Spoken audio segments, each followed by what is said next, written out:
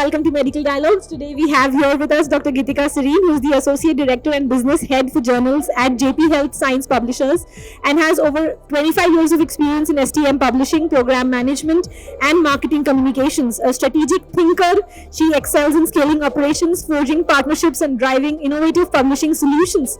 Dr. Sareen, with a PhD in biotechnology, has worked with leading publishers like Wolters Kluwer and Elsevier, contributing significantly knowledge dissemination and impactful scientific communication strategies.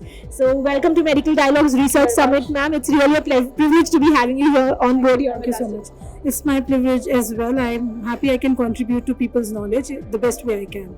Great. So, ma'am, as being a part of the head for journals at JP Health, if you could just let us know what journals can help, or rather how journals can help in medical research, and is there any driving force for them to contribute to medical research?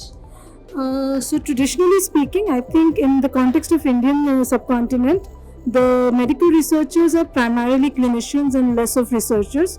Vis-a-vis, if we say about the pure sciences researchers, they are primarily researchers, and that is what they focus upon. So hence there is a bit of a segregated thought process that the medical researcher faces when he or she is kind of choosing which line to really choose and progress with.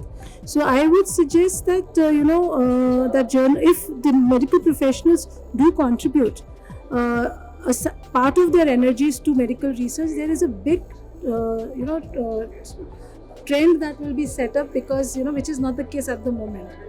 The other thing is that I think people still, as Dr. Prem I think was mentioning, they still look for funding from the governmental agencies, and which is the big block.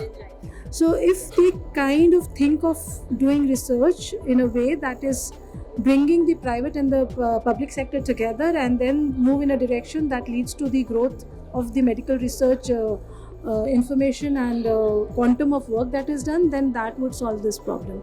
Thank you.